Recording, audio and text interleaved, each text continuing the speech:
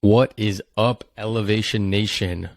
Back with another Fortitude and 15, like we never left. Parker, beautiful out, man. Spring is sprung. Vibes are immaculate. How are you doing? Vibes feel great. The sun is out. You know when you can like sit down and you're not like freezing cold and the sun just beats right on that forehead and you can feel the hairs spring up from your skin and it's just great. Like the heat. I don't know. It's something about it that puts a smile on my face. That was some erotic stuff. You're a crazy man. You do you, bro. However you feel. I guess your mind just goes right to that these days. Now that you're on like dating podcasts, you're the one describing the. You're on dating podcasts, sunshine, and you know. I'm so glad you like the sun, Parker. I like the sun too, man. You're going back and forth with people on TikTok, and getting into fights with people about things you've said on other podcasts, all that type of stuff. Hey, at least one of us is making content. We want another viral dog video. When is that coming? You're just gonna have to wait. I guess you're just. You better get out in the park.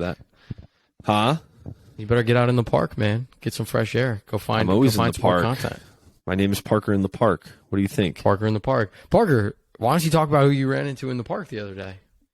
Well, I didn't really run into Sophie. I was sitting down. I was kind of doing exactly what we were just talking about, enjoying the sun and feeling great because of the sun. And all of a sudden, I look up and it's Sophie, and I haven't seen Sophie in a while. Her studio. For those of you who don't know, Sophie's the founder of The Conversationalist, and she hosts a show bringing together different people from different backgrounds with unique perspectives around the world and about the world. And they have really intriguing conversations that are on both ends of the spectrum, politically and everything in between. And I saw her, and it was just great. She's amazing. She crushes it, dude. Absolutely crushes it. And so, yeah, it's cool to run into people that you know that you haven't seen in a long time. She's the best. I'm jealous. I didn't get to see Sophie, but I'm glad you ran into her. That's what's one cool thing I'll give New York. You always make fun of me for not liking New York. I'll give New York the fact that a lot of really cool people are there. And that's a fun serendipitous moment that you just had. So hopefully you gave Sophie a hug for me. Yeah, totally. But like also on top of that, like being in the park, sometimes just sitting down and there's so many people. I mean, if I went to the park right now, there would be so many people out there. Like you can hear so many conversations that are so interesting and like so weird. And so like there's like an Instagram about like things you hear in the streets of New York. And like, it's so true. Like yesterday I was in the park and I was listening to two like bankers talk about this like guy they wanted to hire and why they decided not to hire this guy because he didn't have like he didn't know about these 12 companies that he was supposed to memorize before he went into the interview. And I'm like, okay, that's interesting. Hate to be that guy. You should make a segment. Parker eavesdrops in the park. Just Parker in the park, man. We're not extending Parker the names listening here. and in the park. But to other people's I know. Let's fortitude a bit. We only got 15 minutes. Now we're only down to 11 minutes. So, Elevation Nation, Sam and I wanted to refresh a little bit. Some of you might be new to Elevation Nation. Some of you might be new to listening to our podcast or just stumbled upon our Instagram. So, we want to kind of just give a refresher about what we're about. Why we spend a couple days a week releasing podcasts, meeting really, really interesting people, and why we've been doing this for so long. You know, as you grow a company, as you grow a brand, you pivot a lot and you think through what you want. I mean, I think some people know at one point, Parker and I were making a coaching company and a consulting company and a online video course, and then that turned into an app. Then that turned into a podcast. Then that turned into a newsletter. Now it's turned into a nation. What else is it going to turn into? Speaking gigs we now have. And it's just cool how we've been able to grow Elevation Nation along with us as our interests have changed, as mediums in media have changed. we've grown with them. And, the podcast has been consistent, and it's our most fun thing that we get to do every week. But there are more exciting things to come with Elevation Nation. And I think Parker and I sometimes don't have enough strategy sessions, but when we do, they're very fruitful. And we had a really good one this weekend where we came up with a lot of cool ideas, and I'm excited to see where we take this thing. Yes, I am too. So Elevation Nation, for those who don't know, is like to Sam's point, we've been trying all these different ideas and whatnot. But at the end of the day, what we're doing is trying to help and inspire people to elevate themselves in the real world. And we think that the way people are able to do that is through the core that we talk about on every podcast, and that is mental fortitude. And mental fortitude, and Sam can help me out here too, is bogged down into 3 parts: knowing who you are, having that self-awareness to get introspective about yourself, to then know where you want to go, your vision, have an idea of the person, the things, the life you want to live. And then as a result of that, hold yourself accountable. Number 3, accountability. Do the things that need to be done to get you to where you want to go based upon who you are. And we think the idea of mental fortitude is the thing that young adults, old adults, any person can use, whether times are really, really good, times are okay, or times are really, really terrible. They can revert back to their mental fortitude to get over the hump and continue to elevate themselves and others every day. So Elevation Nation is the medium for how Sam and I are spreading that message through our podcast that we release every Tuesday with a new guest who's exercising mental fortitude. Every Thursday, where you're listening to us right now, where we talk about mental fortitude for 15 minutes. Or our speaking, where we speak to high schoolers and college students about the concept of mental fortitude and how they can use that as they navigate the next phases in their life. Or, it's to Sam's point, he just went on another podcast. He's going around elevating other people, talking about mental fortitude in other areas. And then more importantly, we want to bring together a group of people who are elevating and doing this and understand that and want to get vulnerable and have these deep conversations and support each other. And so that's why we're here. That's why we sit here every day, 224 episodes later. And I just always like to say, I feel like we're just getting started with it. That was a beautiful summary. I love it. And that's what we do at Elevation Nation. I think there's a lot of young people that don't exactly know what they want. And I'm raising my hand. I don't exactly know what I want. It's all Isn't that part funny? of our The journey. guy who talks about mental fortitude doesn't know what he wants, but that's what it's all about. Right, Sam?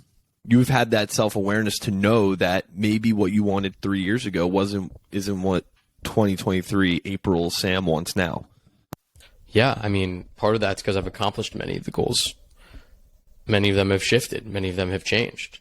So it's kind of all part of the process of growing up. And I was talking to my mom about this the other day. We were kind of digging into what we want in life and being a young adult. And she equated it to like digging in a garden, right? Like digging around. You dig a little bit here, you might uncover something interesting, but then you kind of bottom out the hole. There's nothing left. You go dig somewhere else, you might find something new. And that tells you something. That tells you a new place to dig.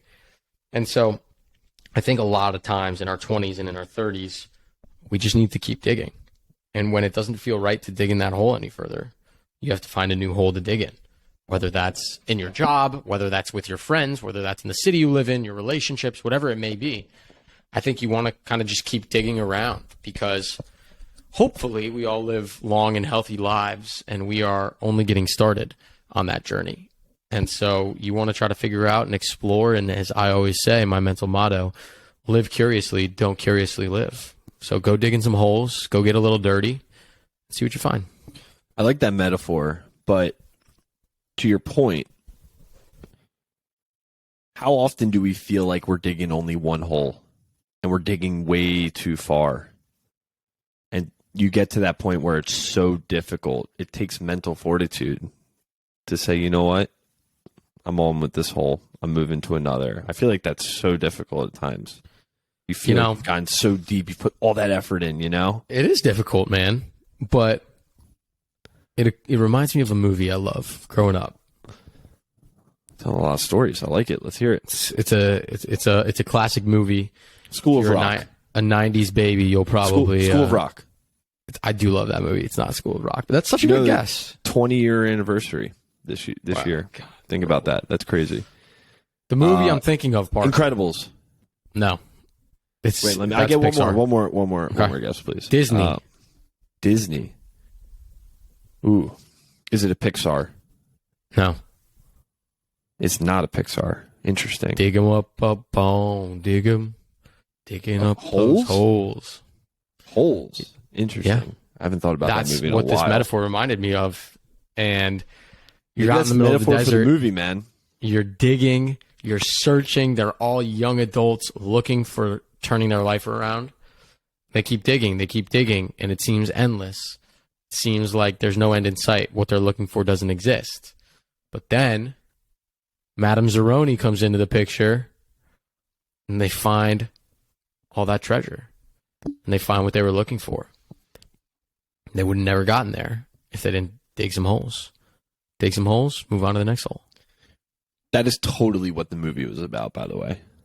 Dig them up a bone. Like underlying meaning right there. What was that stuff called? Sploosh? Oh, I have no idea. That they put in the shoes? It's been, it's been a while. It's funny. Parker, I actually got really scared of those little dragons when I was little. Those little lizards. Komodo dragon? No, they're like the little horned frogs. You wouldn't like scary. Florida then. There's so many of like lizards and all of that stuff. Like, you want to hear a funny story? I got a funny story onto our lizards here, and we're totally going off on a tangent here. But I think it's fun because Elevation Nation is all about getting vulnerable. We also have fun too. So I'm sitting outside last week in Florida, and iguanas are an invasive species in the state of Florida. And by law, you're technically allowed to kill them, right? Or because they are not helpful to the environment. So I'm sitting, and I'm about to hop on a work call outside, and then all of a sudden, I hear the gate open. And this woman walks in with this massive looking sniper rifle. And I'm sitting there and I'm like, what is happening? Like, you don't, I live in New York City. You don't see that often. We don't exchange any words. And I'm just like looking at her, and she's like looking around. I'm like, I didn't even put two and two together about the iguanas. And then my stepdad walks out, and he's just like laughing his ass off. He like knew about the whole thing, watching it. And I'm like, dude, that was just, I thought I was done. Like, it was over. It was over in that moment. And for a good 5 seconds, I was like, well, this is going to be an interesting thing on CNN later. Not hunting partners. They never found the iguanas, so thankfully I didn't have to watch an iguana die. But Florida, you're in Florida. Wild place. Dude, it was crazy. This was this was a serious weapon here. It's absolutely wild. All right, let's get some shout outs. Elevators number 54 and 55. Dean Sisson and Jake Benzaquin of Profit Exchange just secured another $10 million in funding to keep their incredible peer-to-peer gambling app rocking and rolling. They're crushing it. They're elevating. Proud of you guys. Good work. My man, first of all, Dean and Jake are crushing it. We've shouted that out before. They just keep elevating. Like, it's actually crazy. But I want to give a big shout out to our dude, Johnny Lazarus, Elevator 92 from episode 167 of the podcast. Johnny, if you don't know, he's the biggest New York Rangers fan out there, biggest hockey guru. He does hockey content for Bleacher Report, bunch of different hockey networks. But he finally elevated to the next level, and now at the Rangers' last regular season home game, sat in the press box and wrote a column for, I believe it's called the Hockey News or something along those lines. I don't know if I got it right, but I can't wait to see Johnny continue to crush it for his new gig. And I mean, he's living his dream. Like literally, I remember when we had him on the podcast, he's like, this is where I want to be. A year later, look where he is. And it's just incredible to watch and see. And he's someone to keep on your radar if you're a Rangers fan. If you don't know him, check him out. Until next week, Elevation Nation. Peace.